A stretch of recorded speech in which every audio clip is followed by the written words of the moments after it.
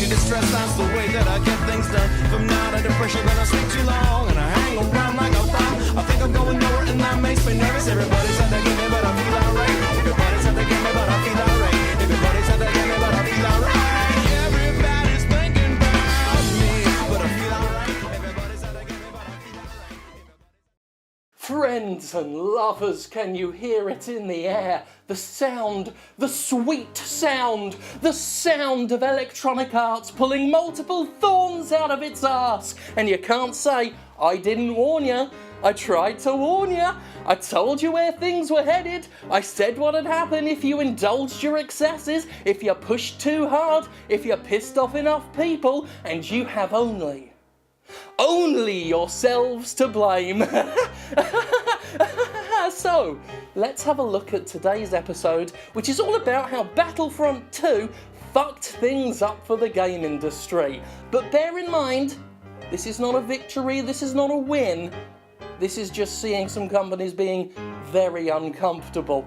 And I'll take that and grin till my face breaks in half.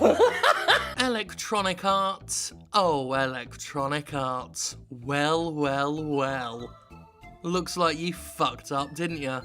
With the release of Star Wars Battlefront 2, EA took an already abusive system and abused the absolute hell out of it. A marriage made in Satan's nerdiest basement, the predatory glorified gambling scheme known as the loot box was shoveled into Star Wars Battlefront 2, a game that, I should remind you, was supposed to be an apology for 2015's Battlefront. Itself an unfinished game with a $50 season pass that EA admitted to shareholders was rushed in order to jump aboard the Force Awakens gravy train. Well, since Battlefront 2's launch and disastrous reception, EA has learned that even AAA publishers can go too far, too fast with their unrepentant greed. A series of PR nightmares has led us to where I predicted this might just go. Authorities are finally looking into loot boxes to determine if they're gambling, and their findings could have unfortunate implications for the game industry at large. While this is not a victory per se, and loot boxes are too big of a get-richer-quicker scheme for publishers to give up easily, recent statements from the Belgian Gaming Commission have officially defined loot boxes as gambling, while the state of Hawaii specifically called out Battlefront 2 and warned families whose kids might be buying the latest Star Wars game with the phrase, and I quote, "It's a trap." Nice. But let's take a look at how this all began. 2017 has been the year of the loot box, with the usual suspects of the AAA game industry finding new and more exploitative ways of implementing microtransactions with randomized outcomes in order to bring gambling to video games in every way but the name. Electronic Arts, never one to not take a ball made of shit and run to the hills with it, overstepped the mark astoundingly with Battlefront 2, turning the game into a pay-to-win shambles where it took actual fucking days of grinding to unlock important default series characters like Darth Vader and Luke Skywalker. More than that, significant gameplay advantages were tied to the star cards found in these loot boxes, letting players literally pay more money for upgrades. EA Dice, emphasis on the EA, dismantled the Battlefront experience, making it a grueling slog for those unwilling to pay more money, and an addictive money sink of an RNG-based progression system for those willing to drop more cash on top of a game they already spent money acquiring. The backlash was swift and vicious. Around the internet, particularly on the Star Wars Battlefront subreddit, fans were furious with the utter liberties Electronic Arts had taken with the Star Wars license, with the audience, and with the monetization system that had already become controversial through repeated publisher abuse. Notoriously, DICE engaged in an AMA on the subreddit, and while AMA usually stands for Ask Me Anything, those doing the answering were not keen on many questions. The comparatively few questions they didn't answer mine, were retorted with mostly limp and pathetic variations of "we're looking into it" and "we can do updates." And the whole thing was such a disaster, mainstream news sources like the BBC and the Washington Post, the latter of which interviewed yours truly, picked up the story. After apparently drawing the anger of Disney itself, which would rather not see the Star Wars license stomped down the toilet just yet, it's got many spin-offs to do before that, EA temporarily suspended the paid elements of Battlefront II, presumably leaving the game a slogging grind while it retools and waits for the heat to die down, though EA has stated that loot boxes will still tie into player progression when microtransactions return. Additionally, EA decided to scale back how much grinding was needed in its other recently released glorified gambling simulator, Need for Speed Payback, continuing its walk back of excessive behaviour by making it faster and easier to unlock things in EA's premier racing game. If you're worried about EA though, you can breathe a sigh of relief, thank fuck. Phew! They recently told investors, you know, the only people they're ever fucking honest to, that the removal of microtransactions in Battlefront 2 are, and I quote, not expected to have a material impact on the company. You know, because games are too expensive to make, we've been told that 1,000 times, and that's why we need microtransactions and loot boxes, even though removing them apparently will not harm the publisher's projected earnings. It's almost as if, but just almost as if, the excuses justifying excessive monetization in video games are bullshit,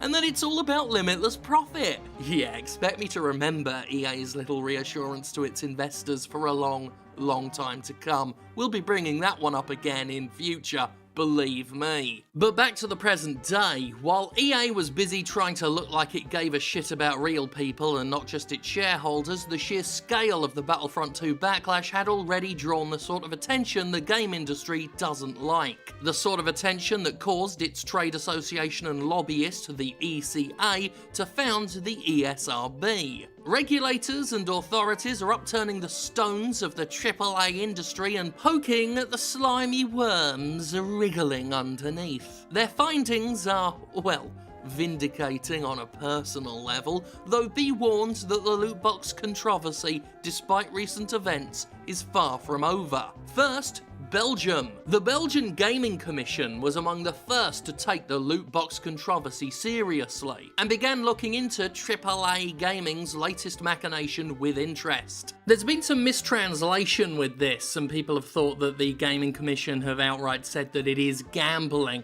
Not yet, but they're definitely looking into seeing if it is. And the game industry has EA to thank for all of this unwanted attention. The Gaming Commission is still looking into these things, and their comments about gambling as it pertains to loot boxes has been the start of the inquiry. There are no actual bans in place, there are no real plans yet for legislation, this is still an ongoing thing, but Belgium's Minister of Justice did say that mixing gambling and gaming at a young age is dangerous for the mental health of a child, so EA is bad for children's mental health, pass it on. The important message here is the pressure is on. Thank them loudly and liberally, publishers, because they brought this shit directly on your fucking heads right when you thought you had a good thing going. Even as I speak, there's word that Sweden is similarly investigating and has equally damning thoughts on what EA has adamantly defended as not gambling, but is, has and always will be a fucking wager of money against a desired outcome. Closer to home, the state of Hawaii has put out an official warning, with State Rep Chris Lee calling out what has literally been stated as predatory behaviour on EA's part. We have some video of that, so here are the glorious highlights. We are here today to ensure future protections for kids, youth, and everyone when it comes to the spread of predatory practices in online gaming. This game is a Star Wars themed online casino designed to lure kids into spending money. It's a trap. We're looking at legislation this coming year which could prohibit access or prohibit the sale of these games to folks who are underage in order to protect families, as well as prohibiting different kinds of mechanisms in those games. We've been talking with several other states as well, legislators there, who are looking at the same thing. This was previously a business practice that was mostly seen in the mobile gaming market, your iPad, your iPod games. And now it's moved into the main event. We do need help from regulations to help set boundaries when something is targeting, advertising, tempting kids to get involved in something that costs them money that they don't have. We didn't allow Joe Camel to encourage your kids to smoke cigarettes. And we shouldn't allow Star Wars to encourage your kids to gamble. Ouch! Fucking ouch!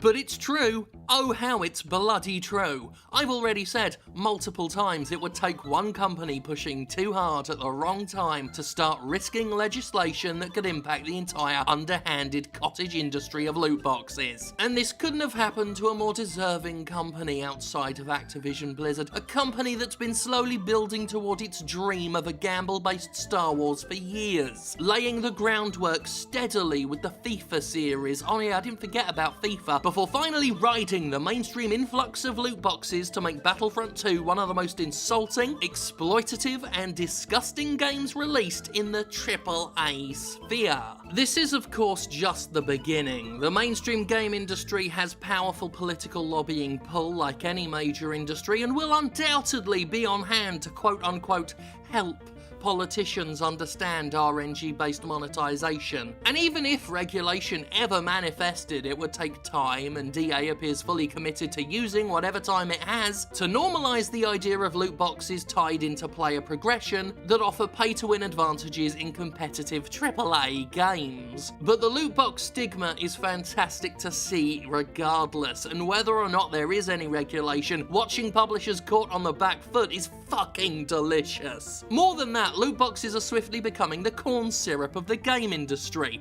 Yes, they're backed by influential companies and forced into damn near everything, but they can't shake the stink of their negative connotations, and other companies will capitalize. In recent weeks, Capcom promised Monster Hunter World wouldn't compromise its gameplay and undermine its entire premise by using loot boxes. It's becoming common to see games like Tower 57 here advertising themselves as having no loot boxes, the way a soft drink would proudly promote itself as being corn syrup free. CD Projekt Red was particularly vicious, promising no bullshit and claiming that it will leave greed to the others.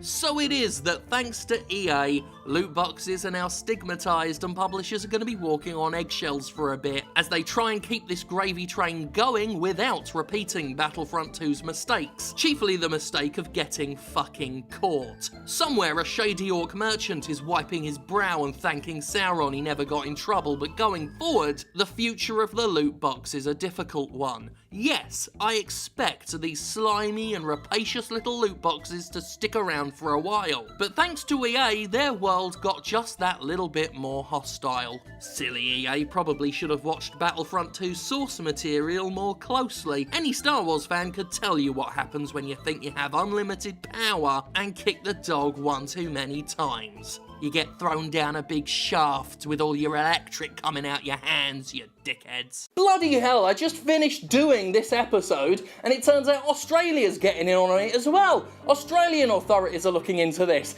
Electronic Arts, you really fucked up! This game is a Star Wars themed online casino. Before we sign off from today's emergency bonus Jimquisition, I would like to close out by actually reading that question that I asked on the AMA, because I liked it, and I think it's got some pertinent questions for the game industry overall, so I'm just going to read that out for you. Here we go. Do you not feel, and again, I asked this to the Battlefront 2 devs, but anyone from the game industry, any executive can answer it if they want. Do you not feel loot box design is inherently predatory by nature?